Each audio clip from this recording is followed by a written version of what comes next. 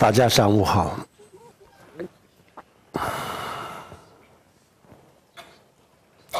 我们现在开始讲今天的课。那么今天的这个题目就是怎么样创建一个慈悲的世界。So good morning, everyone. The topic of today's teaching will be how to go about building a more compassionate world. 慈悲心，也就是我们昨天讲的这个禅修一样，在西方，尤其是在美国，做了很多这个关于慈悲心方面的研究，科学的研究。Compassion, just like the kind of meditation that we talked about yesterday, is something that there has been a significant amount of research conducted into in the West, and particularly in America. 那么他们研究，慈悲心对我们的心理的健康，有什么样的影响？然后呢，慈悲心对我们的身体的健康有什么样的影响？然后慈悲禅对我们的大脑有什么样的改变等等，做了很多很多的研究。目前有很多的数据，这些数据就充分的说明慈悲心对自己的心理健康、身体健康各方面都有非常非常大的帮助。So this research that has been conducted has looked at the effect of compassion on mental health. It has looked at the effect of compassion on our physical health as well. And in addition to this, it's also looked at the effect of compassion meditation on the brain. And this research has produced a lot of data clearly proving that compassion and the cultivation of compassion is very beneficial to not only our mental health but also our physical health and indeed in all areas. 慈悲心和这个禅修都是一样的。佛教很早以前就知道这个慈悲心的价值和禅修的价值，但是佛教里面没有把这个变成数据化没有这样子的去研究，然后没有数据那么现在西方通过科学的方法给这个禅修还有对慈悲禅做了一系列的研究，然后把它变成了数据化。然后现在他们的手里有很多很多的数据，比如说禅修对我们的帮助，然后就这个慈悲心其实慈悲禅也是这个禅修的一部分。那么慈悲心对我们的健康各方面有什么样的这个影响这些都有很多的数据。So despite the fact that compassion, cultivation, and meditation, that these are things that are being recently investigated by Western science, Buddhism, the Buddhist tradition, has known the value of both of these for a very long time. However, the Buddhist tradition didn't represent the understanding of this value in terms of data. It didn't conduct research, scientific research into these methods in order to produce data. However, now that Western science has been conducting a series of research experiments into the effects of compassion and meditation, calm abiding meditation on our mental health, on our brains, etc. A lot of data has been produced very clearly showing that meditation and compassion cultivation, which is a form of meditation, have clear benefits for our health. 前几天在华盛顿大学演讲的时候，有人问这些数据对这个佛教的禅定有什么帮助？那我想比如说我们有些人还没有真实的去修禅定啊，但是呢对禅定啊稍微有点感兴趣，或者是犹豫要不要修禅修啊，对这样子的人来说，这些书籍确实是很有帮助的，因为他还没有真实的去修禅修，所以他不了解这个禅修对自己有多大的帮助啊，因为现在他没有去体会啊。但是呢，有了这些数据，科学的数据以后呢，他可以通过这个数据，然后他就可以了解这个禅修对他的帮助啊。这样子的话，我想对这种人来说，这些数据确实是有很大的帮助的，它可以作为一个参考的这个数据资料。A short time ago, when I was at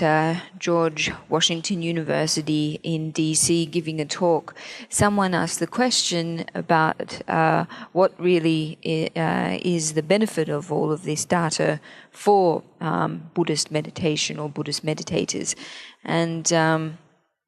And I answered that for people who haven't yet begun to meditate, who are perhaps somewhat interested yet still wavering about whether it's something that they actually want to do, this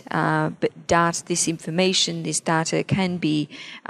very beneficial. Not having started yet, such people don't have direct personal experience of the benefits of meditation. And so the data that has been produced can serve as a point of reference, something for them to take into account in coming to understand the potential benefits of meditation. 然后已经开始修慈悲心和这个禅定这样子的人来说，这些数据其实有没有都是无所谓的，因为这个禅定的对他的帮助还有就是慈悲心对他的帮助，对他的改变他自己有这个亲身经历，所以这个数据对这种人来说是不需要的。For people who have already begun to practice compassion cultivation and calm abiding meditation, whether this data exists or not is not so important. The reason being that through their own meditation practice, they have been able to gain direct personal experience of the benefits and the transformative potential of meditation. So in this situation, for people who have already begun to practice and see the results, the data is not so necessary. 然后有慈悲心的人对别人的这个影响身边的人的影响，还有就是有慈悲心的人他自己的这个幸福感满足感等等各方面都有很大的帮助其实这些都是佛经里面呢已经讲了很多讲得很深。That people who have compassion have a positive effect on others and a strong sense of happiness, that compassion and its generation is of great benefit is something that the Buddhist sutras already described very clearly and in very deep terms. 我们首先简单的介绍一下这个我们今天为什么要讲慈悲心，或者是慈悲心对我们的个人还有对这个社会对世界的这个作用。So what we are going to talk about today is why it is that we need compassion and the potential benefit or impact that compassion can bring us as individuals, as a society, and the world in general. 首先我们现代人就是变得越来越自私。本来我们每一个人都是很自私的，我们每一个人的心里有一种这个观点它是一个观点，而不是一个突然冒出来的一个念头啊，在我们的心里已经是根深蒂固了的一个观点啊，这个叫做我执啊，我执。我们每一个人的心里就有一种对我自己的一种执着，叫做我执。然后这个我执啊，这个我执上升发展了以后呢，就变成了爱我执啊，爱我执跟我执有一点不一样啊。我们每一个人都有一种自我意识，然后这个自我意识就是通过我们的教育，通过我们的环境啊，然后把它强化，强化了以后呢，就这个就变成了爱我执。我们每一个人都是非常非常的爱自己啊，爱自己是没有问题的啊，这是我们所有的一般的一般普通人的一个正常的心灵反应是没问题的。但是呢，我们的这个爱我执越上升的时候，越提高的时候呢，然后我们爱其他人的这种观念就是越来越降低越来越降低。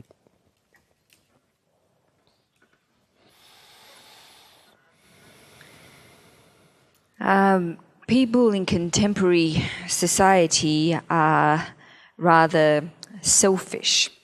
We have a very entrenched view. It's not just a sudden thought arising from nowhere. It's an extremely entrenched view in our minds, and that is one of self-clinging or ego-clinging. And when this view or this notion, this concept gathers strength, then it becomes self-cherishing. So there is some difference between these two levels of self-clinging and self-cherishing. Everyone, of course, has a sense of self, an awareness of self, but this is something that through our particular context and the education that we receive grows into a sense of self-cherishing. Of course, this cherishing of oneself is normal for ordinary beings. However, the stronger it gets, the weaker our capacity for cherishing and loving others becomes. 然后这跟我们这种知识我执和爱我执的上升最后我们每一个人变得什么样子？我们每一个人变得非常的自私。我们每一个人考虑的就是自己的事情，永远都是把自己的事情放在第一位甚至更严重的就是，如果我自己有利益那么其他人的这个感受其他人的这个痛苦和快乐、幸福我们很多时候就忽略有些时候我们比如说，只要我自己有这个能力的话，那一些其他生命的幸福感我们认为是可以被践踏的可以被忽略的就是最后就是有一个这样子的非常不正常的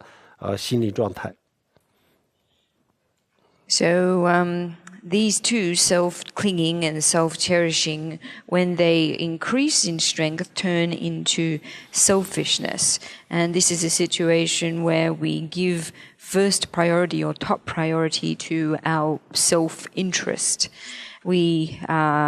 Then it becomes that we think that so long as something is of benefit to ourselves, it's not necessary for us to care about others' happiness. And in this situation, we're often willing to tread on others' feelings and happiness in order to obtain self-benefit. And this is an extremely abnormal kind of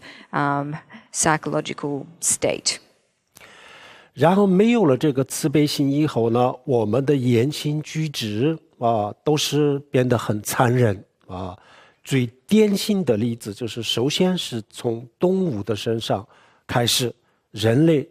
对待这个动物的方式是一个非常典型的例子然后我们对这个动物的人类对待动物的这个方式现在就是已经达到了一个非常非常残忍的地步然后这个对动物的这种对待的方式，我们大家都接受了，我们大家都觉得这个是理所当然的事情。以后呢，然后这个做法就会发生在人类的身上人我们最后也会分高级、低级各种各样的级别，然后呢，这个底层的人的身上就会发生我们对待动物的这种发生，这个历史上发生过很多很多次。When this situation becomes extreme, then our treatment of others descends to a very cruel level. And we can see this in the way that animals are commonly treated. This is extremely illustrative of the point that we're talking about. The way that animals are frequently treated is extremely cruel. However, if everyone accepts this, and regards it as normal, then eventually the way that animals are treated will become pervasive among humans, and we will start to distinguish between humans of high level, low level, middle level, and so forth. And those who are categorized as low level human beings will begin to be treated in the same way that animals are. And in fact, this is a situation that has occurred many times in human history. 这样子以后呢，我们把人类的生命就分成很多的级别，分成各种各样的级别有些生命，有些人认为这个是可以被践踏的，他们的幸福，他们的这个幸福感或者是快乐的这种幸福和痛苦的感受很多人觉得可以不在乎，可以不在乎。这样子以后呢，这个社会就逐渐的，这个社会就变得非常的混乱，然后这个社会就构建了这个世界，然后这个世界最后也就变得非常的不和平。那么世界是这个我们的一小部分的社会构成的，然后这个社会呢，我们每一个人构成的，人构成了社会，我们每一个人就是这个社会的一个成员。那么当我们每一个人的内心当中没有慈悲心的时候呢，那么整个的一个家庭、一个社会、一个地区、一个国家、一个世界变得非常的冷漠。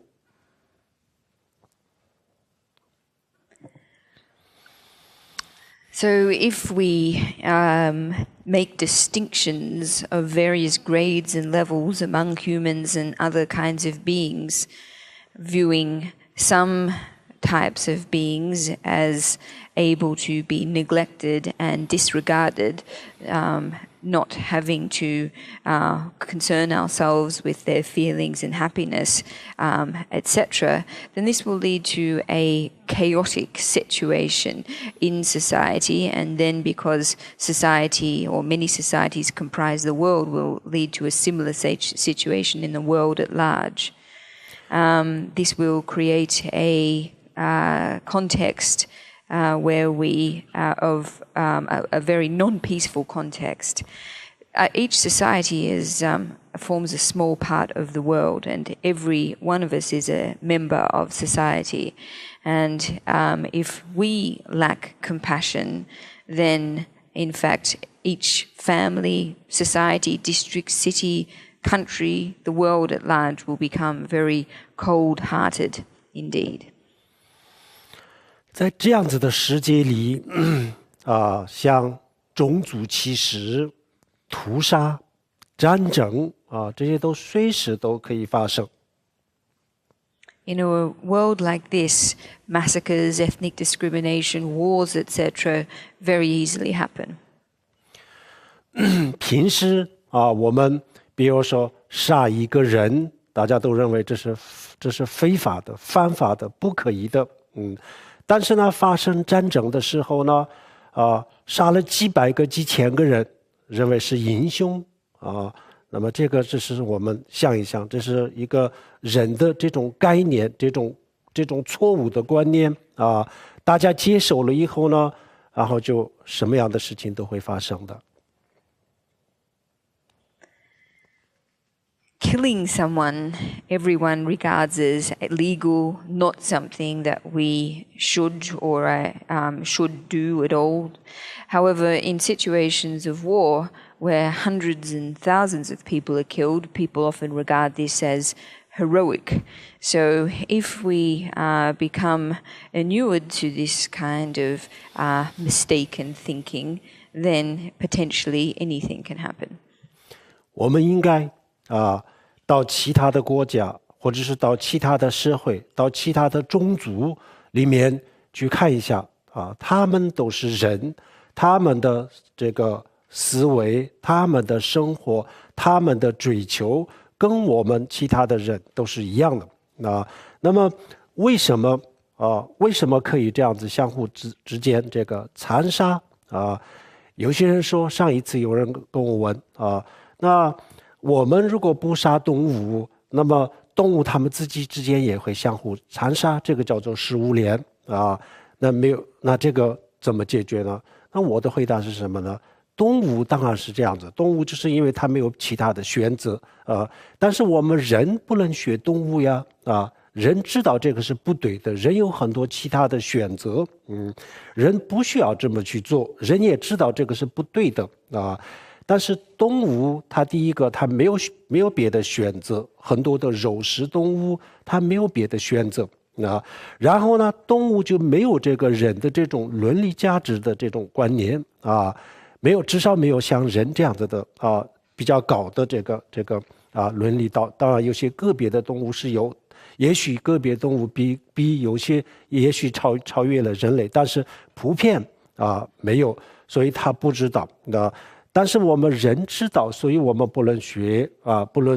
动物，不能拿动物来做比喻。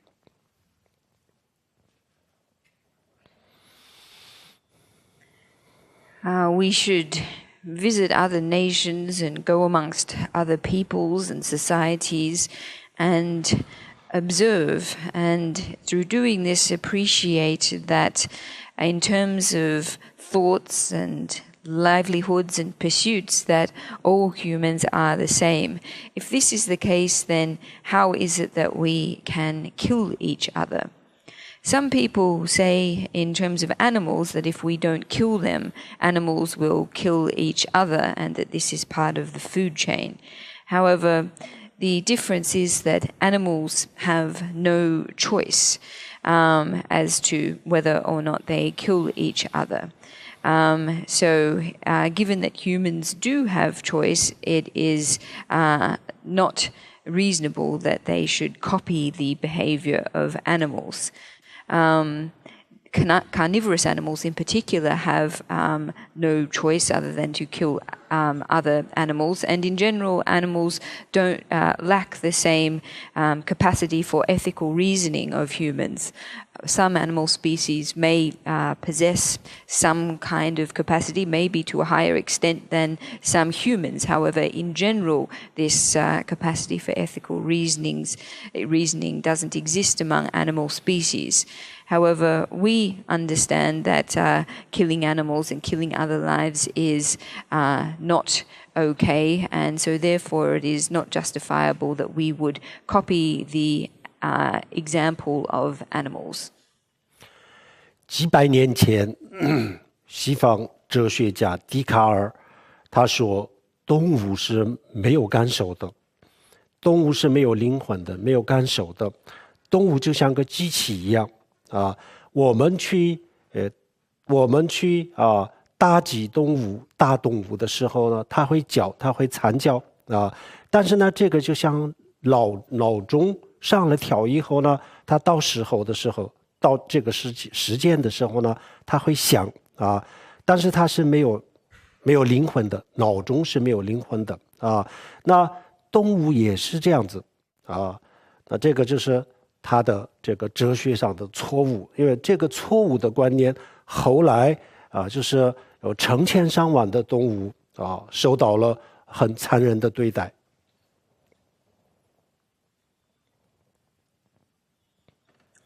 In the past, the Western philosopher Descartes held that animals don't possess feelings. He described them as like machines. So when we strike them or hit them, even though they may shout or scream, this kind of reaction is just like an alarm clock sounding when it reaches the appointed time. So this idea that animals don't have souls was very much a philosophical mistake. However, following in this mistaken thought occurred the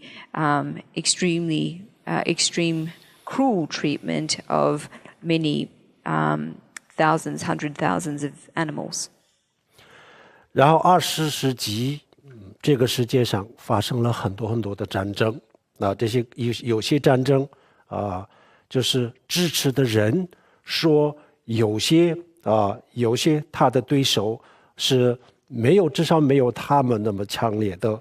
这种感受，所以不会有太大的痛苦，可以杀害。也就是把我们几百年前的这个笛卡尔的说法，说动物的这种方法，最后就是说到人类所以我们的所有的这个最残忍的这些行为，就首先就在这个动物的身上发生。为什么呢？因为动物是我们这个地球上的弱势群体人跟动物比较的话是弱势群体。然后呢，我们跟动物的之间呢，其实很多地方也没有一个法律的约束西方是有动物的法律，但是很多时候呢，这个法律也有各种有地方有地方没有，也不是全世界统一的所以呢，就是这个首先动物身上发生了不应该发生的事情，最后就是发生在人类自己的身上。所以呢，我们修慈悲心也要从动物开始。In the 20th century, during many wars, one side frequently viewed the other as not having the same capacity for feeling as themselves and used this to justify their violent action. So we can see in this situation an idea that began with animals. Descartes' idea that animals don't have feelings was then extended to humans. So we can observe that the cruelest forms of behavior first take place among animals, and the reason for this is that they are weaker than humans. Compared to humans, they are weaker. There aren't legal constraints to prevent them being treated in a cruel way, even though, of course, there are in the West. These laws are not necessarily consistent everywhere and certainly don't apply around the whole world. So because what first happens among animals then finally takes place among humans, in terms of cultivating our compassion, we should start with cultivating it towards animals. 好，这个就是我们今天为什么要讲慈悲心的第一个原因。第二个原因呢，我们不从这个全世界的角度讲，我们从个人的角度讲那从一个人的角度讲，如果我们不懂得关心别人、关爱别人那我们比如说在某一个地方有几百个人，我们几百个人都不懂得关心别人，大家都想自己大家都把自己的事情放在头等大事。那这样子的话，那这个100个人当中，每一个人最终就感觉到我就是一个没有人没有人关心，没有人关爱，我是一个没有朋友没有真正的朋友的一个这样子的人然后有了这种感觉以后呢就是有这个孤独然后就是有孤独的感觉，每个人都觉得很孤独平时有可能我们在饭桌上，有可能在其他地方也许有很多其他的朋友，但是真正的关心我的发自内心的关心的人没有。为什么呢？我也从来不这样的去关心别人，那么当然别人也不会关心我这样子以后呢，我们每一个人都觉得自己就是一个独立的一个这样子的人这样子以后呢，我们开始觉得自己很很孤独啊，没有人关心啊，这样子以后呢，我们的心理的这个健康受到了很大的影响，逐渐的孤独症、抑郁症啊，什么样的这些所有的这些精神上的疾病都会发生。So this is the first reason or the first benefit of cultivating compassion. The second reason is that when we regard ourselves very strongly as individuals, then we place our self-interest first, and we don't understand how to go about caring for others. And this then results in a situation where many people feel that no one cares about them, that they have no friends, and they feel very lonely. Even though perhaps in social context they have many acquaintances, nevertheless they feel that there's no one who really truly cares about them. And the reason this is because we ourselves have never gone about truly and sincerely caring for others. When everyone regards themselves as independent atomic individuals, then we feel lonely, we feel that there's no one who cares about us, and then all kinds of this has great impact on our mental health. Depression, loneliness, and other disorders can easily develop. 脑神经科学家最近就发现了一个问题啊，这个我们佛教里面是很早以前就讲过的。比如说我在这里啊，然后我把这边我们如果有100个人的话，我把100个人都当作是陌生人啊，没有把100个人当作我的朋友，或者是没有把100个人当作对我好的人啊，然后这样子的话，那我的大脑就是不断的就会发出一个警惕的一个信号就是不断的发出，因为周边都是陌生人所以就害怕会发生意外，所以我们的大脑就不断的发出一个警惕的这样子的信号。那么这个警惕的信号发出来了以后呢，这个信号就是非常的影响我们人的这个正面的这个情绪，正面的这个情绪这样子以后呢，我这个信号就是对我们的这个心灵的这个健康有很大的影响。A neuroscientist recently discovered something. Actually, it's something that Buddhism long has known about. The neuroscientist in question discovered that if a person regards 100 persons in their midst as strangers rather than as their friends or people who will be potentially good or kind to them, then the individual's brain will transmit a signal. Because the person is in the midst of strangers, therefore there is a fear of potential risk or potential harm, and so the brain constantly transmits a signal or constantly produces a particular kind of response, and this response has a negative impact on our positive mental thoughts and emotions, and ultimately a serious impact on our mental health. 如果我把100个人当作是我的朋友，对我很好的人以这样子来看以这样子的心态来面对这些人的时候呢，然后就是自己的这个心态这样子改变了以后呢，然后我从100个人的身上就可以获得一个能够帮助到我的心理和身体健康的一个能量。If, however, the person in question regards these 100 people in their midst as friends or as people who will be good to them, then by taking this attitude, by changing one's attitude in this way, it's possible for the person in question to gain from these 100 people a positive energy that is of benefit to both the mind and body. 所以脑神经科学家他们认为朋友他们把朋友叫什么呢？叫身外的能源身外的能源。我们一个人的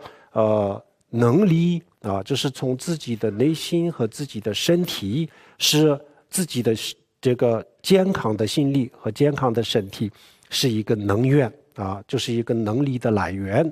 然后除了这个以外，朋友也是对我们身体健康和心理健康的一个能源，所以他们称之为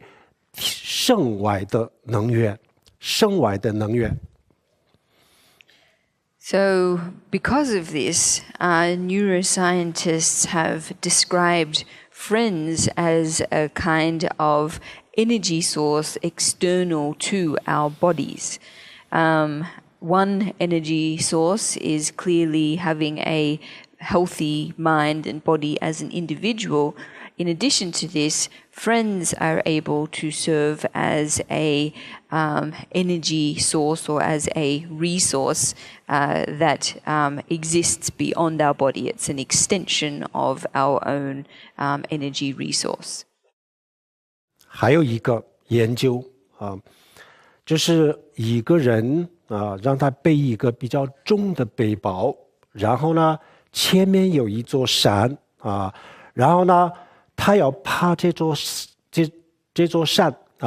然后当他还没有开始爬山的时候呢，他看到这座山的时候，让他去猜一下这个山有多高有多陡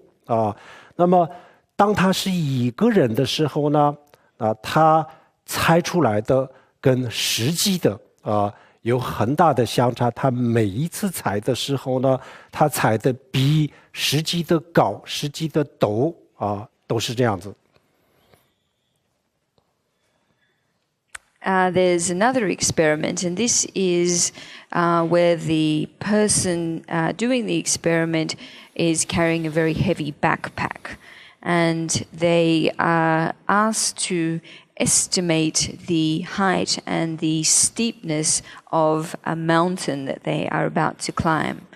And what invariably takes place is that the person, when they are alone, estimates the height and the steepness of the mountain, and there is a great divergence between the estimate that they make and the actual height and depth of the mountain. They invariably estimate it to be much higher and more steep than it actually is. 然后有10个人在一起那么10个人当中呢，一个人就是我们刚才一个人他单独去猜的时候呢，就是猜的比实际高实际陡。然后现在他有9个朋友，那9个人是跟他一起爬山的，告诉他这些朋友都是跟你一起爬山的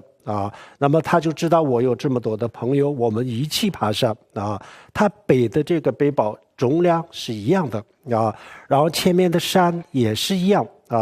那么这个时候呢，让他去猜一下这个山有多高有多陡这个时候呢，他猜的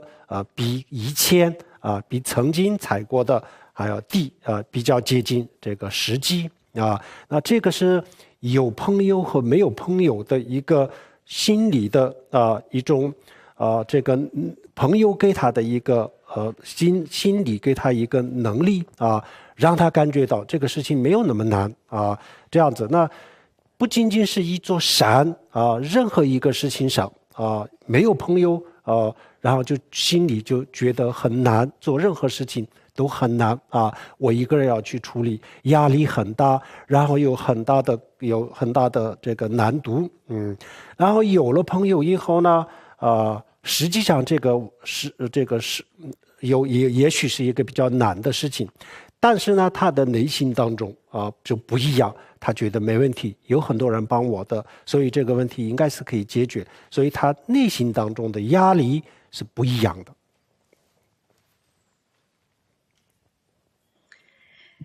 However, if the person doing the experiment is put together with 9 other people and is told that these 9 friends will climb the mountain together, and so the person doing the experiment understands that they are not alone, that they have these 9 other friends with whom to climb the mountain, then even though the backpack is the same weight that they are carrying, and even though the mountain is the same height and steepness, when the same person estimates its height and its steepness, invariably he or she estimates it to be lower than they did when they were alone. Their estimate is closer to the actual height and steepness of the mountain. So this demonstrates the power of friends. When we have friends in our midst, then tasks do not appear as difficult. When we don't have any friends at all, then activities we need to accomplish seem very hard. We feel a great deal of pressure. However, when we do have friends to help us, even though the task in question may be difficult, we nevertheless don't see it as a big deal. Because we have help, we believe it is something that can be surmounted. So this is really a difference. Whether or not we have friends has a direct relationship to the pressure or stress that we experience in our minds. 这个研究就是维吉尼亚大学的一些脑神经科学家他们研究的，他们就做这个研究已经有几十年了已经有几十年了。上个月我拜访他们，我们聊这个禅修或者是慈悲心跟大脑的这个关系的时候呢，他们就告诉我他们的这些研究的这些结果。那我们完全赞同，完全同意。从佛教的角度讲，佛教就是这么认为，就是我们如果懂得关爱别人，能够懂得慈悲别人的话，那这个慈悲一方面可以帮助人，另外一方面可以更多的可以帮助自己。现在这种说法是被这个脑神经科学家的研究印证了。So this research was undertaken by neuroscientists at the University of Virginia, and they've been engaged in this research for several decades now. I had the opportunity to visit them last month in order to gain a deeper understanding of the research that is being undertaken into compassion meditation and the effects of the brain. So they then shared their research results with me, and indeed Buddhism very much assents to or supports, is in accord with the results that they have found. In Buddhism, it is held that if we are able to care for others, if we're able to generate compassion towards others, in addition to being able to benefit the other beings in question, even more so is this of benefit to ourselves. So this is a logic that has now been proven by the research of neuroscientists. 这样子从世界和平、社会的和谐，或者是个人的幸福感，从这3个角度看，这些都跟慈悲心有很大的关系有了慈悲心，我们可以感到这个人生有意义，感到幸福满足自己的人生然后社会可以和谐，然后世界和平都就是因为这些世界的不和平、不和谐、不幸福，都是归根结底就是人的精神、人的思想、人的心造出来的。所以呢，人心当中，我们做任何事情，首先是在人的内心当中改变啊，然后就是要从自己做起啊，自己的什么地方开始，就是我们从内在，不是外在，不是我们说话的方式，不是我们其他的，就是从内在发自内心的改变，从内心当中改变了以后呢，然后我们的言行举止，所有东西都彻底的改变了。所以慈悲心啊，我们今天要讲慈悲心的主要的原因就是这样子。So whether it be peace in the world, harmony in society, or happiness at the individual level, all of these have great connection, a great relationship with compassion. By cultivating compassion, it is possible for us to develop a sense of meaningfulness, of being satisfied, satisfaction, happiness. In fact, all of the lack of peace and tumult in the world and society is at the most basic level created by the human mind. And so if we are going to address this, we really need to start from the individual level and start at the level of our minds. If we're able to make changes here, then transformations in our speech, our action, etc. will all naturally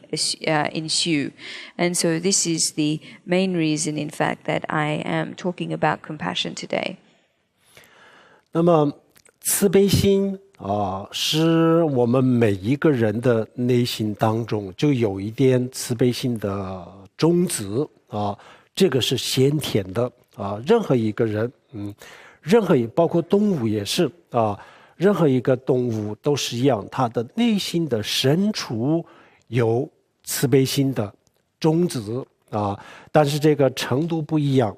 啊。我们人也是，有些人先天啊就有爱心、有慈悲心，有些人就是先天就是没有爱心、没有慈悲心，但是不管怎么样啊，表面的现象不管怎么样，人的心底是善良的啊，只不过因为各种各样的原因啊，环境、家庭、教育等等的原因，这个心底的这个善良啊，还没有那么的明显啊。实际上啊，人的心底都是善良的，也就是从佛教的角度来讲，每一个人的内心的深处是有这么一点慈悲心的种子。Every person possesses a seed of compassion in their mind, and not just humans, but also animals. However, there is a difference in degree in the degree to which this compassion manifests. Some people seem to innately have very strong kindness and compassion, whereas others appear not to have any at all. Nevertheless, our minds in their basic nature are positive, and everyone is the same in this regard. The differences in the ways that this manifests is mainly due to differences in the environments that we live and grow up in. So everyone is same in having a seed of compassion within their minds. 那么这个种子啊，我们每一个人都有，但是呢，很多时候如果我们不把它培养的话，那这个种子它永远都是一个种子而已，不会开花结果，不会发芽。Even though everyone has the seed in their minds, if we don't cultivate it, if we don't nurture it, then it will always remain just a seed. It will never sprout, blossom, and flower. 那如果这个慈悲心我们能够培养的话比如说从表面看，一个没有爱心的非常自私的一个这样子的人通过这个培养的方法，可以培养成非常有爱心、非常有慈悲心的人。这个慈悲心从没有到有，然后从有到这个发展啊，这个都是人可以创造、可以改变的。So through nurturing this seed of compassion, it's possible for someone who, to begin with, has no compassion and no kindness whatsoever to transform themselves into a being who is extremely kind and extremely compassionate. So in terms of nurturing someone from a state of having no compassion to having some compassion, and then going further, transforming someone into a person of great extreme compassion, this is all a process of transformation that can take place. 那这个培养的方法呢，我想佛教，尤其是大乘佛教里面的这个培养的方法是最有用、最有效的。In terms of actual methods for nurturing this compassion, for growing this compassion, in my view, the methods of the Mahayana teachings are the most effective. 所以我们每一个人应该这个用这种方法来培养自己的这个种子慈悲心的种子。So everyone would do well to use these methods to nurture their seeds of compassion. 现在西方非常非常流行的这个禅里面的一部分就是修慈悲心。那这个慈悲心可以比如说医生、护士还有老师学生，大家都在修。那修了以后呢，也有很大的这个变化，有很大的帮助那么这个帮助呢，这些都是有科学的数据，所以这个慈悲心还有禅这些有信仰的、没有信仰的信佛的，或者是信基督的、信其他宗教的，他们都在用都在修那么我们佛教徒的话呢，那就是要更应该，尤其是大乘佛教徒，应该更加的重视这个慈悲心的修法。So in the West, with meditation being so as popular as it is, one form of popular meditation is compassion cultivation. And this is something that is being practiced widely by doctors, nurses, teachers, students. And they are all deriving very significant benefits. These benefits, the fact of these benefits is underpinned by scientific data. So the fact that people of all different backgrounds, of all different religious faiths, people with religious faith and people without, are practicing, cultivating compassion through meditation, we as Buddhists, or as particularly as Mahayana Buddhists, should place even greater importance on the cultivation of compassion through meditation. 好，那我们要培养这个菩提的这个慈悲心的话，首先我们去了解一下什么叫做慈悲心。So if we're going to go about nurturing our compassion, the first thing that we need to understand is what is it that we mean by compassion. 首先我们要这个先了解这个世俗讲的世俗的人我们平时讲的这个爱心，然后就是佛教的慈悲心，然后大乘佛教的这个菩提心这三个从宏观的角度看都是善良的心，都是善良的心，都是有点相同的但是实际上都是有点不一样，层次上有点不一样。So, for the first thing that we need to do is look at the different levels of love The first being ordinary love, the second being compassion, and the third being bodhicitta.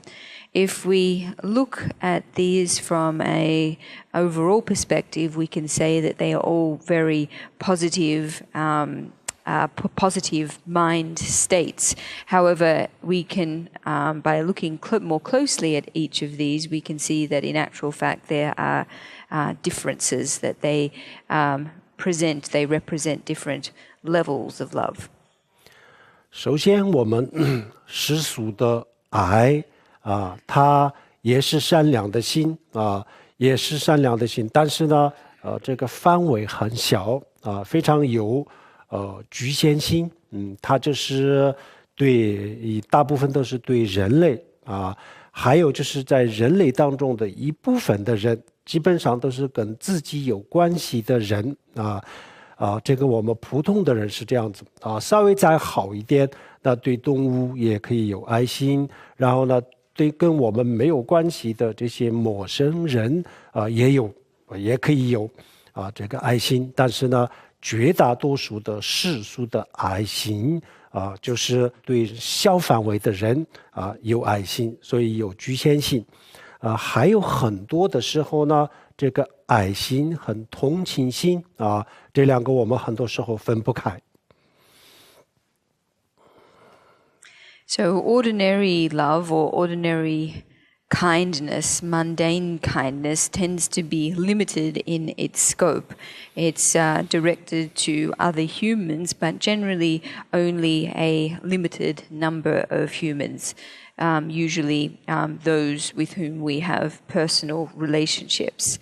Most people, at any rate, this is ordinary kindness or love that the most ordinary level. Of course, some people going a bit further can have love or show kindness towards animals and to other people beyond their immediate acquaintances. However, in general, we understand this kind of ordinary love and kindness to be small and limited in scope. 然后佛教的慈悲心佛教分大乘佛教和小乘佛教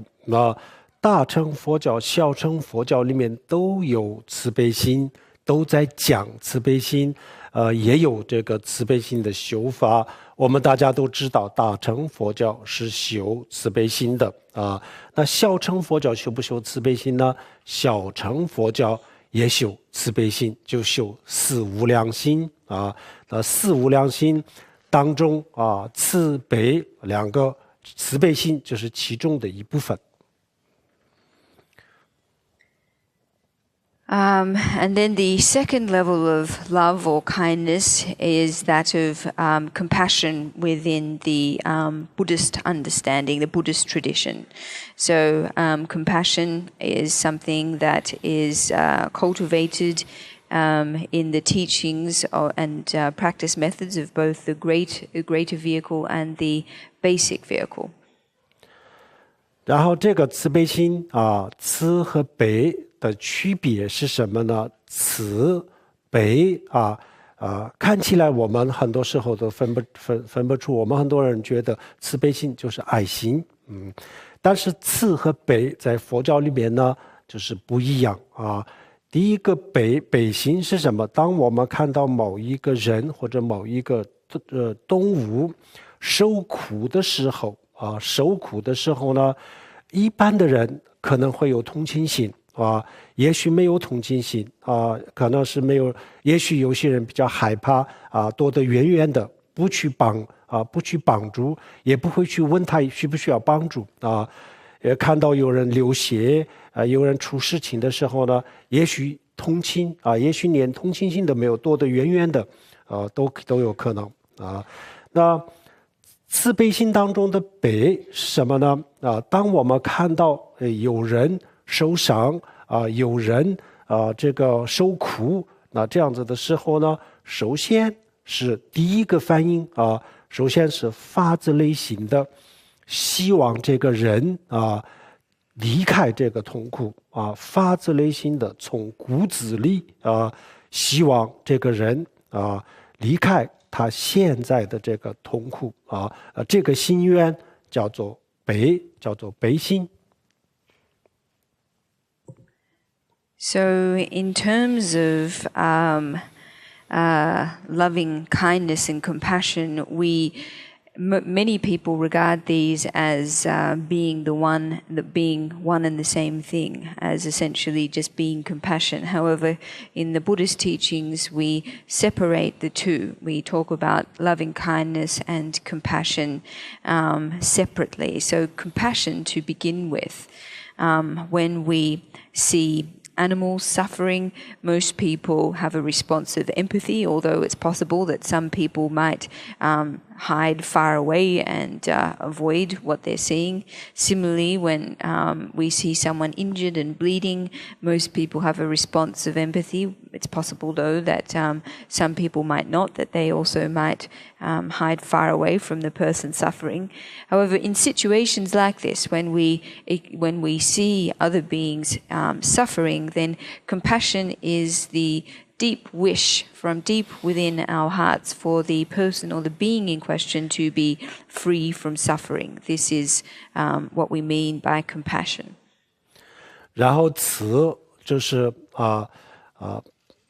看到这样子的受苦的人和动物的时候呢，我们不仅仅是希望他离开痛苦，而且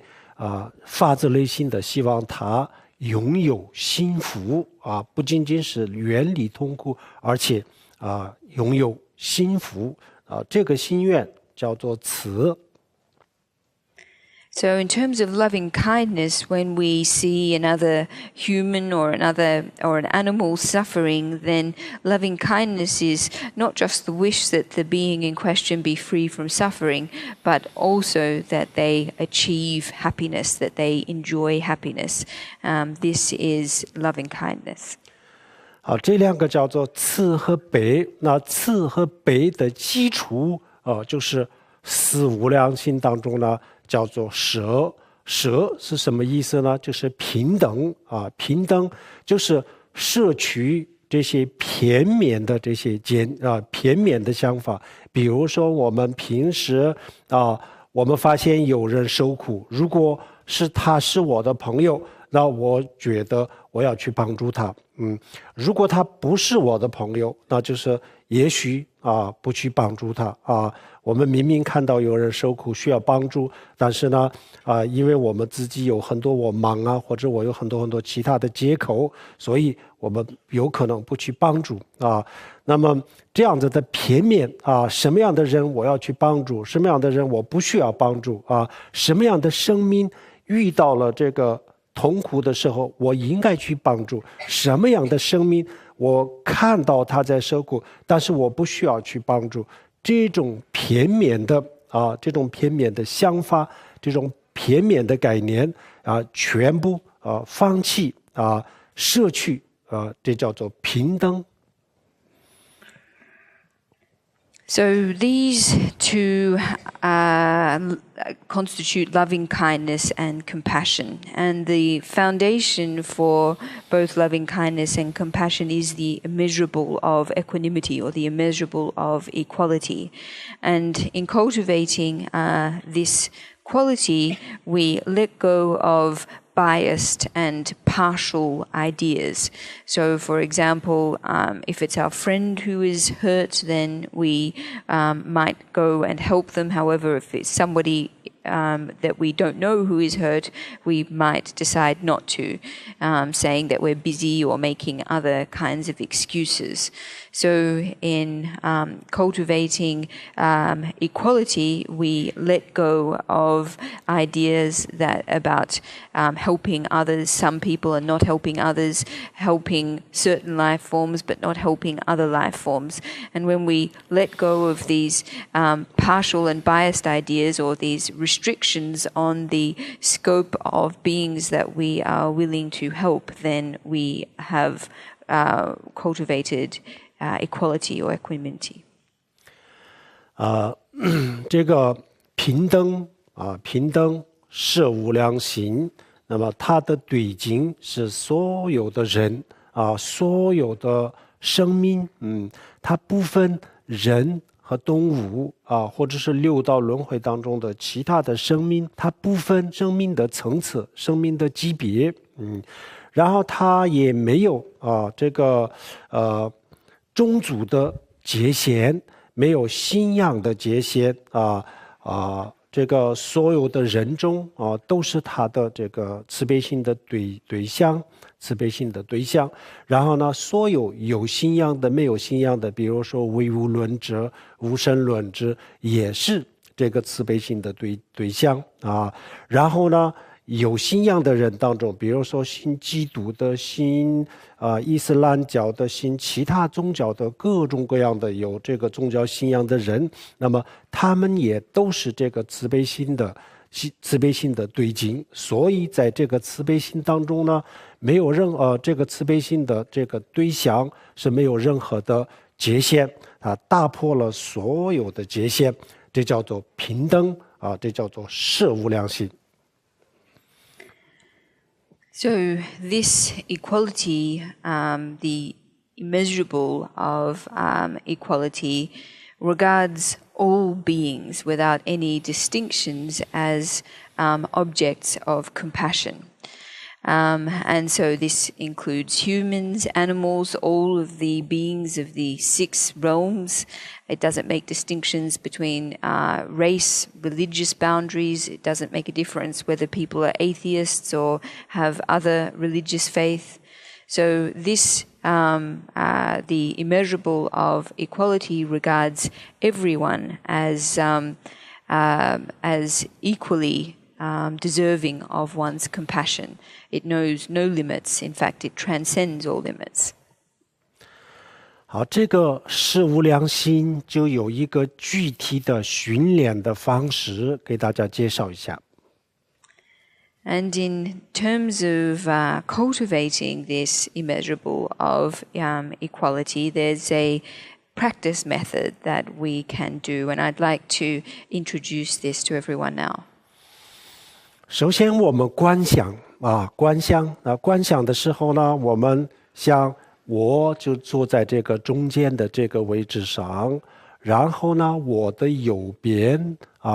有我不认识的人，我从来都没有见过的这些陌生人，甚至是曾经害过我的人或者是我最讨厌的人这些。还有陌生人就在这个右边，还有这个人之后第一排都是这样子的人，然后第二排是各种各样的动物各种各样的动物，然后呢都有1排、2排、3排都可以，都坐在我的右边的这个位置上动物、陌生人、我讨厌的人要放在这个我的右边的位置，因为通常右边的位置是比较重要这是作为一个比较重要的位置但是当然这个全世界民族都有不同的文化，就不一定，但是一般的情况下这样子然后我的左边的这个位置上呢首先第一排的第1个位置上是我现在的亲生的母亲，然后是我的父亲或者是我的儿女，然后呢在第3、第4、第5这个位置上都是我的离我最近的我的家人亲人，然后就是我的最好的朋友他们就站在这个左边的位置上然后两个不同的人群或者2个不同的这个众生面对面就坐在一起，这个我们首先去观想。So in doing this contemplative practice, we imagine ourselves in the middle, and to our right we imagine rows of people, rows of beings. On our right side we imagine strangers, people we've never met in this lifetime, people who have harmed us in the past, and even the people that we despise the most. They form one line. Then sitting behind them in another row are animals. And so on our right side, we have strangers, people who have hurt us, people we don't like, animals. And the reason that we visualize or imagine these on our right side is that the right side tends to be regarded as more important. Different cultures might have different conceptions in this regard. However, here we regard the right side as representing a more important side. Then on our left, we imagine our mother, our father, our children, our closest relatives, and our best friends. So on our left and our right, both of these groups of people or these groups of beings face each other. 好，这个观想好了以后呢，然后我们开始去思考问题啊，开始思维什么呢？我首先坐在这个左边的这个位置上的这些人都是跟我有关系的是我的朋友、亲人那么我通常特别的在乎他们的感受他们如果心情不愉快，然后我也不高兴然后他们身体有病那我心情也非常的这个沉重然后呢他们不顺利等等反正他们有什么不顺利的事情的时候那我很痛苦的然后呢他们开心的时候幸福的时候然后我也开心我也幸福那么这个是为什么呢？这个他们的这个感受跟我的这个感受当中呢，有什么东西呢？有什么东西把这两个连在一起呢？是什么呢？这个不是一个物质的东西把它们连在一起，是我的心这是我的意识把他们的这个幸福和痛苦，他们的感受和我的感受连在一起。所以他们有这样子的变化的时候，我这里也有变化中间的这个连接线是我的执着，我在乎他们是我的执着。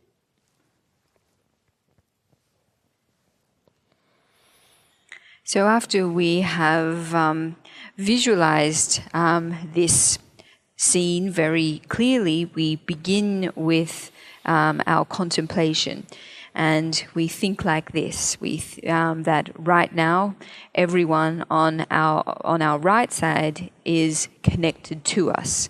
Ordinarily, we care very much about their feelings. If they feel upset, then we feel upset. If they experience sickness or misfortune, then we suffer too. On the other hand, if they're happy, we also feel happy. Why is this? Why is it that, or what is it that connects our feelings? It's nothing concrete, it's nothing material. What it is, in fact, is our mind. It's the mind that connects our feelings. And because of this, if these loved ones experience some change in their circumstances, then I experience change too. So the cord that connects us is, in fact, my attachment, my caring about them. 好，然后坐在我的右边的这个位置上的这些人和这些动物就是当他们心情不愉快的时候，我有不愉快吗？没有，我没有什么反应然后当他们生病身体遭遇痛苦的时候呢，我会痛苦吗？我不会痛苦甚至是有些时候呢，我讨厌的人生病了，可能也许我会高兴那除了这个以外呢，没有别的。然后这么多的动物还有就是这么多的人他们的身体、他们的精神受到了伤害遭受了痛苦的时候呢，然后很多的时候呢，我这里是没有任何的反应有些时候也许有一点点同情那么这个同情也就几秒钟、几分钟就过了以后呢，没有那为什么呢？因为我的心跟他们的我的心没有把他们的感受跟我的感受连在一起连在一起。那这个中间缺少了一个什么东西呢？就是我的心没有把这两个连在一起，所以他们的这个痛苦不会让我痛苦。另外一个呢，当他们愉快的心情愉快的时候然后呢身体健康的时候，然后工作顺利的时候，一切都顺利的时候呢，然后我这里我会高兴吗？我不会高兴，反而比如说我不高兴的人、讨厌的人一切都是顺顺利利的时候，也许我有点不高兴，这叫做嫉妒就是一种烦恼除了这个以外，我这里没有任何的反应，那是因为我没有把他们的感受跟我感受连在一起。意思就是说，在更具体的说，我没有在乎他们的感受。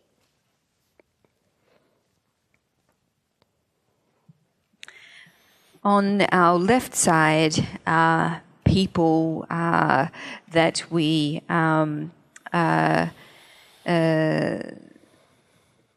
oh, I'm sorry. We were just looking at the right side. Now we're moving on to. Sorry, what we were in fact just talking about was the left side. And on our left are the people who are our loved ones and very close to us. Now we are looking at the right side, or maybe I've got the sides mixed up. This, in fact, should be the left side. These people and animals that I don't usually care about, when they feel unhappy, I don't experience any kind of reaction. When they experience physical suffering, I don't suffer at all, with the exception of sometimes when people that I don't like get sick, and I might feel a bit happy about this. In general, I don't feel any reaction to the suffering of these beings at all. So, despite there being so many people in this category, so many animals, when their bodies and minds experience suffering, I have no reaction whatsoever, possibly a bit of empathy for a few seconds, but not much more than this. And what is the reason for this? Why is this? The reason is that my mind is not connected to their feelings, and as a result of this, when they experience suffering, it doesn't make me suffer at all. Again, with the exception of sometimes when someone I don't like experiences happiness, health, and good fortune, I might feel a bit unhappy. We call this jealousy. Aside from this, in general, I don't have a very strong response whatsoever. So the reason for this is because there is no connection between our feelings and their feelings, or putting it simply, the reason is that we don't care about their feelings. 然后我们左边的人和右边的人再对比一下右边的人就是很多然后左边的人就是跟我有关系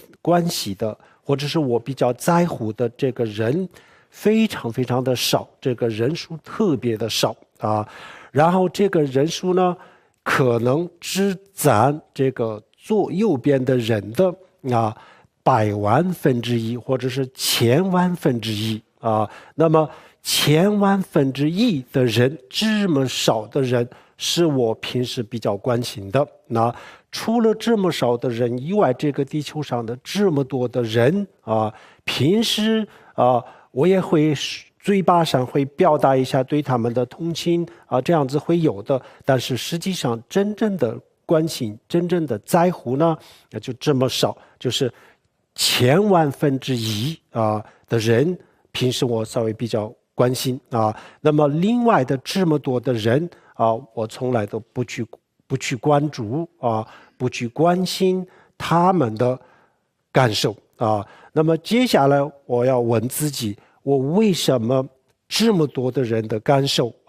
还有这么多的这个动物，那么动物加起来这个数量是没办法这没办法衡量的。那么这么多的生命的这个感受，我为什么不去关注呢为什么不去关心呢？要问自己。So if we are to compare the groups on our left and right, we will be able to see that the beings in the group that we don't care about or are not familiar with or don't like, etc., animals and so on, are far, far greater than the number of people in the group of loved ones on our other side. In actual fact, the group of loved ones is probably in terms of its size, is only 1/1,000,000th or 1/1000,000th of the size of the beings in the group on our other side. So what we need to ask ourselves is, how is it that of all of these humans and animals that are not connected to me, that I don't care about their feelings? Of so many humans and animals, and particularly when we count all of the animals, if we were to, it just wouldn't be possible to count the number of beings in this group. Why is it that I don't care about them? This is a question that we need to ask ourselves. 好，问这个问题的时候，向自己问这个问题的时候呢，我们刚刚开始问这个时候的回答，和我们把这个全部的这个思维结束以后的回答是不一样的。一开始的时候呢，那问自己的时候，我们会回答这个有什么好问的？当然是这样子，因为他们都是我的亲人所以我当然要关心他们呢。那么其他人都是陌生人，我从来都没有见过我当然不关心这些人。他们很多人，我们骨子里面的答案就是这样子那么这样子以后呢，我们进一步的问，那为什么是我们的亲人，我们就可以要关心？不是我的亲人，为什么不关心呢？唯一的一个回答就是说，因为亲人对我好那么其他人都对我没有那么好，所以呢，我就可以我不关心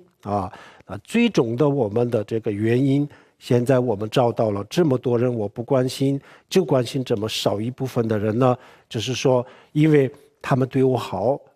所以我要关心他们的这个感受对我没有那么好的，那么这些其他的人、其他的生命我不需要关心最后我们的原因就是这样子找到了。那找到了以后呢，我们再进一步的去看，那这个是不是一个原因那么如果是不是某一个人对我不好，那对我没有什么大的恩德这样子的话，那是不是我完全可以不在乎他的感受进一步的问。So when we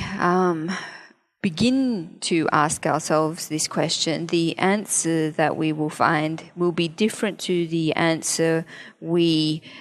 discover after we have really probed further into this. So to begin with, when we ask ourselves this question of why it is that we care so much about a small number of people and care so little about the majority of beings, we will say, well, of course, that's the case. These are my relatives, so it's natural that I would care about them. And the rest of the other beings, they're all strangers to me, so not caring about them much is entirely natural. However, if we inquire further, if we probe further and continue to ask why it is in fact that this is the case, then we will ultimately arrive at no other reason than because our relatives are good to us and the others aren't. And so therefore we care about them because they're good to us, they're nice to us. And the result of, or the what flows from this is that those who aren't particularly nice or good to me, I don't need to care about. So now after we've located the main reason for our thoughts, then we need to ask whether this reason is in fact justifiable. Is it the case that if beings are not explicitly good or nice to us, that we don't need to care about them at all? 好，这个时候我们要这样子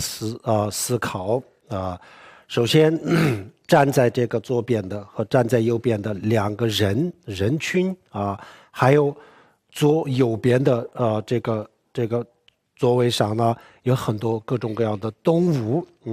那么不管是左边的右边的，他们有一个共同的想法，一个共同的观点观点是什么呢？比如说所有人他们都认为金钱对他们很重要，民生对他们也重要社会的地位对他们也重要，实力权力对他们也很重要，他们觉得这些都很珍贵但是呢没有一个比自己的生命更重要更珍贵的，这是左边的人右边的人，包括右边的这个座位上的动物，他们所有的人都是这么认为的比如说一只鸟一条鱼这样子的小生命，他们的生命在人类的眼里也许分文不值但是呢从他们自己的角度来讲，这个天下没有一个东西是比他们的生命更珍贵的这是我今天在这个座位上的所有人所有的生命他们的共同的观点那这个就是他们任何一个生命都是一样的，没有任何的区别。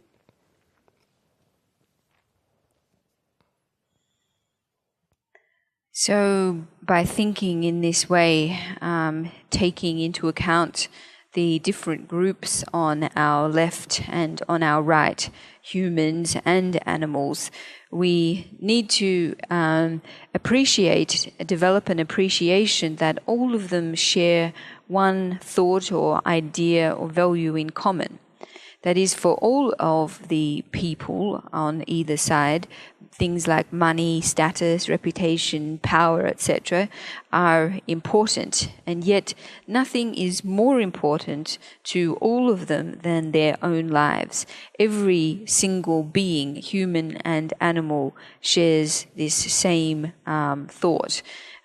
Fish, birds, small creatures may appear insignificant from a human perspective, yet from the perspective of the creature in question, there is nothing more important than their own life. And there is no difference or distinction between any being in this regard. All are the same in regarding their own life as the most precious thing. 我们人类会说一只小兔子10块钱，一只鸟5块钱，一条鱼3块钱。那我们来用金钱来衡量他们的生命这是我们的观点，在人类的眼里就这么一条小生命，就这么几块钱但是呢从他们的角度而言他们的生命，每一条生命不管是一只鸟一条鱼流浪狗流浪猫从他们的角度来讲，他们的生命是无价之宝。 So we are accustomed to evaluating the value of other lives, animal lives, with monetary prices. So, for example, saying a rabbit is worth $10 and a fish worth $3. We are accustomed to measuring the value of their lives in this way. However, for a stray dog or a stray cat or a fish, in actual fact, from their perspective, their own lives are priceless. 还有一个，这个我们左边的、右边的所有的生命，还有2个共同点第一个，任何一个人、任何一个生命他们拒绝所有的痛苦他们都会拒绝任何一个心灵上的痛苦肉体上的痛苦，大的痛苦、小的痛苦，他们都会拒绝，他们都不愿意接受，都不愿意面对。这是我今天在座的左边的、右边的这个所有的生命都是一样的。And in addition to this, there is another regard in which there's another aspect in which all the beings on my left and right are the same as well. And this is that all beings similarly reject suffering, don't wish to suffer, whether it be suffering of the mind, suffering of the body, small suffering, big suffering. All beings, all people on both my left and right sides similarly do not wish to suffer. 好，这是第一。第二啊，那我们今天在座的所有的人和所有的动物，左边的、右边的所有的生命，还有一个共同点啊，他们会追求所有的幸福啊，包括这个精神上的幸福、肉体上的啊，大的、小的啊，不管是什么样的幸福，凡是幸福，凡是快乐，他们都希望拥有。都会追求，这是左边的、右边的所有的生命都是一样的啊，都每一个人、每一个生命都不例外。So in addition to not wishing to undergo any suffering, all beings have another point in common, and that is that whether it be of the mind, the body, whether it be small in degree or large in degree, they all pursue happiness. And the humans and beings on our left and right sides, there's no exceptions in this regard. All of them desire and pursue happiness. 既然大家都是这样子啊，第一个，大家都认为他们的生命是无价之宝。第二个，他们都拒绝所有的痛苦；第三个，他们都追求所有的幸福快乐啊。既然大家都是一样的，每一个人的想法、每一个人的感受都是一样的啊，那这样子的话，我为什么这么人类当中这么1/1000的幸福快乐，我觉得很重要啊。然后就为了让他们幸福，为了让他们快乐啊。我很多时候觉得其他人或者其他的生命的这个幸福和快乐是可以被忽略，甚至是可以被践踏啊。那这个我是什么理由？我有没有理由要问自己？ So given that all beings are the same in these three respects, that is, they all regard their own lives as priceless, they all do not wish to suffer, they all wish to attain happiness. Given that they are all exactly the same in these regards, then why is it that I regard some of them as able to be neglected? Why is it that I regard the feelings and happiness of some of them as unimportant? What is the reason for this? Is there a reason, a justifiable reason for this? 那问自己的时候呢，我们还是会说，因为他们没有关心我，他们对我没有什么恩德，所以我不关心他啊，所以我觉得他们的这个感受是可以被忽略，或者是可以践踏啊。如果要说出一个理由，只有这个理由，没有别的。However, if we ask ourselves this question, then the only possible answer that we could come up with is that it's because these beings that that are not. It's because some of these beings don't care about me, that they don't show concern for me, and therefore I have no debt of kindness to them. So, given this, in fact, would be the only reason we could come up with for justifying our neglect and of these beings and our tendency to regard them as unimportant. 那么他们对我没有什么好处，他们从来没有给我什么好处啊，所以可以这个不在乎这样子的话，那么我自己不在乎的人我自己给他们没有给予什么好处的人有多少？刚才我们已经看出来了，70亿人口当中有这么几百个人，甚至是几十个人坐在这个左边的座位上，这左边的座位上就最多也就几百个人那么右边的这个座位上呢，就是有70亿人。70亿人，那他们都是我从来没有关心的人他们都是我不关心、我不在乎的人。那么有一天，他们来践踏我的这个幸福、快乐，那我能接受吗？我会不会说这是理所当然的事情呢？这个时候呢，我们不会接受的。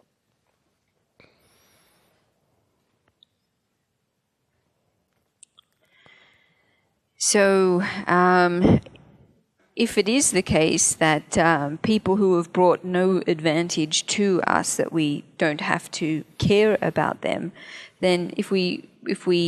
continue with this line of reasoning, we can see that in actual fact the people that we don't care about, in fact, are very, very numerous in number. Of 7 billion people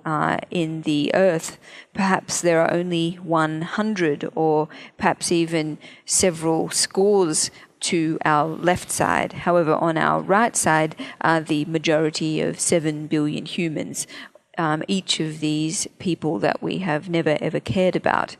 So if one day all of these 7 billion people were to impact my own happiness, then would I be able to accept this situation? No, I wouldn't. I wouldn't be able to accept it. I wouldn't be willing to accept it at all. 那么最后我们没有找到任何的这个解释，没有找到任何的理由唯一的理由是什么呢？就是实力我有这个实力我可以去践踏动物的这个幸福，我可以去用它们，我可以去吃它们我可以去让他们受苦，我有这个实力最后就是唯一的解释，唯一的理由就是我有这个实力因为他们是弱势群体我有这个实力，最后就这么回答，没有别的解释。So if we really do look at the situation and reflect on it deeply, then we ultimately discover that the only reason there is that we are able to undermine the happiness of other beings, of animals, to inflict suffering on them, to eat their flesh, etc., is power, capacity, the fact that we have the power to do this to them. There is no other reason than this. 那么这种想法，人类不应该允许它变成合法合理如果我们允许它变成这种想法，允许它变成是一个合理的有道理的想法这样子的话就是最终就是人类自己的身上会发生过去历史上的这么多的悲剧就是这样子产生的。然后呢，未来也一定会还有很多很多这些悲剧一定会重演的，因为这个根源还在这个种子还在，所有的因缘还在，所以现在就是只缺乏就这么一两个外在的因缘，这个外在的因缘具备的时候呢，随时都有可能重演历史上的这些悲剧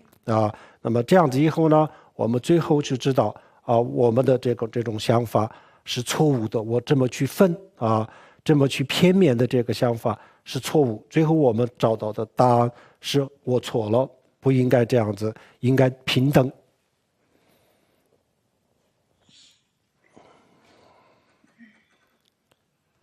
This kind of idea, this notion that we are entitled to undermine the happiness of others and infringe the happiness of others because we have the power to do so, should not be allowed to become a justifiable reason. If we do allow it to become so, then finally many tragedies, the many kinds of tragedies that already have happened in history will occur again in the future, because the seed for them occurring still exists. The basic causes and conditions for their occurrence still exist. It is only a few additional external causes are needed in order to set this chain of events in action again, and in which case many tragedies will unfold. So by thinking in this way, we need to understand that it is not okay to think in such a biased way, that to do so is very mistaken, and that in actual fact we should regard all beings as equal. 如果我们每一个人的内心当中没有这种平等的心，没有这种慈悲心的话，那这个社会上不公平的待遇就会越来越多，越来越多，而且发生这样子的不公平的待遇的时候呢，站出来说话的人就会越来越少。If we don't have notions of, we don't have strong values of equality, if we don't have compassion, then transgressions of justice will become more and more, and the number of people who oppose them will become increasingly few. 好，这样子我们把这个打破、推翻了这个片面的见解以后呢，然后我们就懂得我们要去关心所有众生，所有众生都应该有幸福，应该有快乐，他们都不应该有痛苦那这个局限性打破了以后呢，然后我们在这个平等的基础上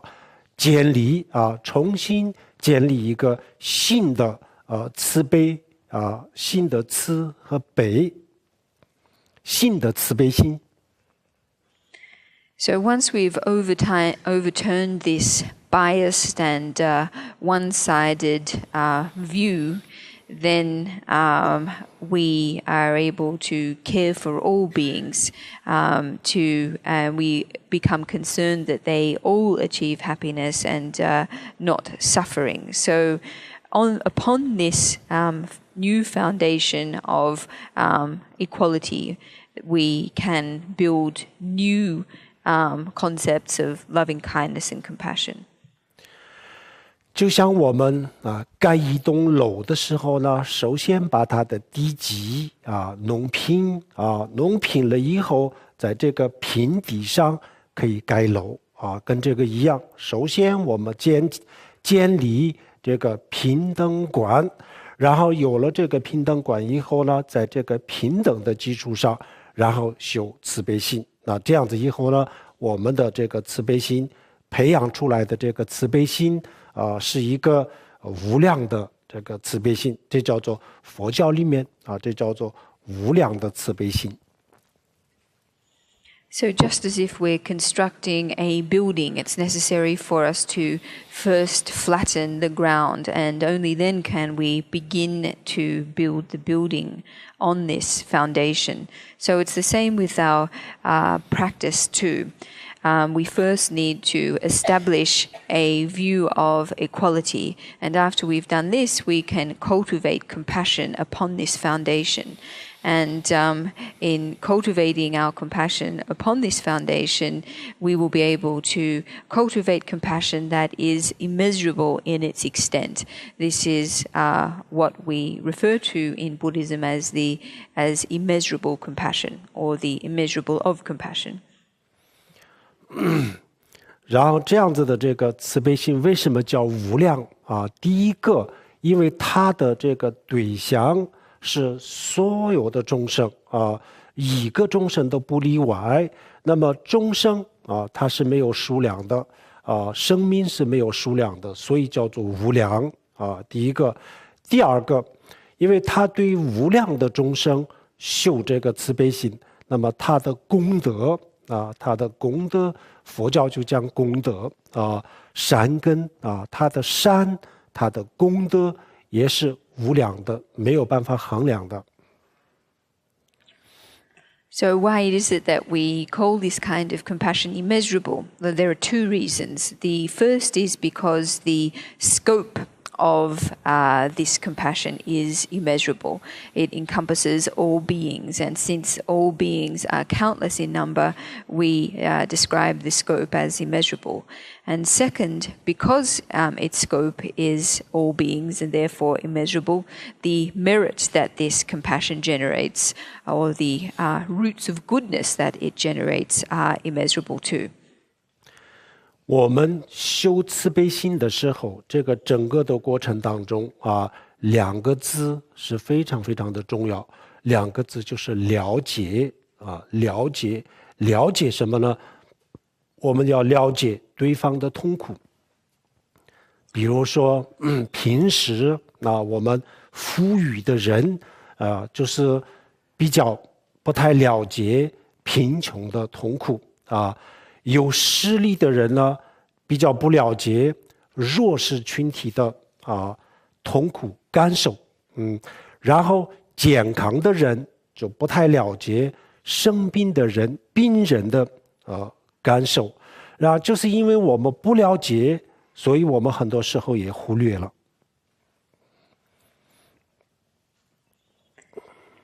So throughout the entire process of cultivating our compassion, one word is very, very important, and that is understanding. Understanding others' suffering. So usually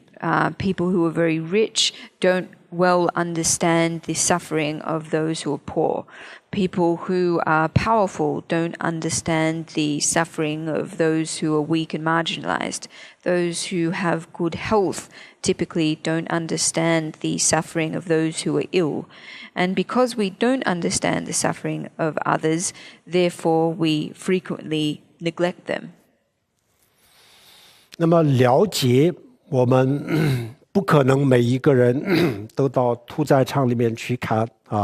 但是我想也最好我们可以通过网络看一些动物的遭遇有一个 DVD 叫做《地球公民》这是我推荐大家没有看过的话看一下，就可以了解到很多的细节。In terms of understanding the suffering of other beings,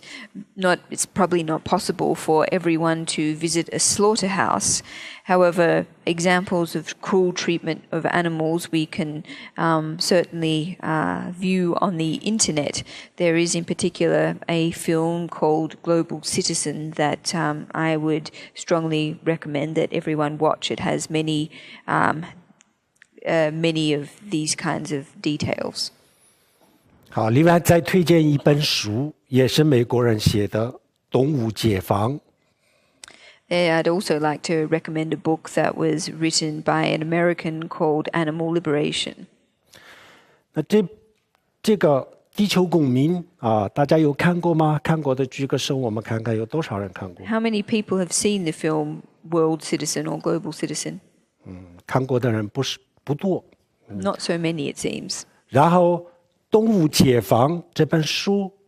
看过吗？看过的人举个手。How many people have read Animal Liberation? 只有一个人看过。Just one person. 好，没关系这两个我们没有看过这两个一个我推荐了一个 DVD 和一本书大家去看一下然后我们会知道一些动物的待遇还有呢，平时我们在餐桌上，我们看到很多非常非常多的这个悲惨的故事都发生在我们的餐桌上很多地方，但是可能不一定都是一样，但是当然很多地方都是这样子，有这样子的我们可以看的去看一下看到了以后呢。也去想一想想什么呢？去想一下他们的感受不要想我怎么样吃才最好吃不要想这个是这样是，不要去想这个，要去想一下我这样子吃他会有什么样的感受希望大家就这是一个思考。我推荐了3个：一本书、一个 DVD， 然后另外一个思考的方法。Never mind if you haven't watched these or read these. In any case, I recommend this book and this film in order to gain an understanding of mistreatment of animals. Another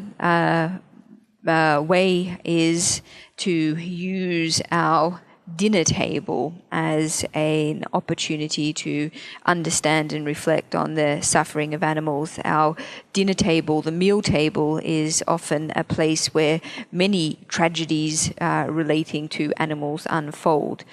This might not be the case in every place, but in general, there are many terrible things happen on the dinner table. So when we see examples of this, we need to give a lot of thought as to what the feeling of the creatures in question is. We shouldn't think, if I eat this particular creature in this way, is this the most possible way that I could enjoy it? We shouldn't think like this. Rather, we should start to think, to consider that if we eat animals in this way, if we consume them in this way, what will their feelings be? How will they feel? So essentially, I've then recommended 3 things: 1 book, 1 DV, and a way of reflecting. 好，我们的演讲到此结束，谢谢大家。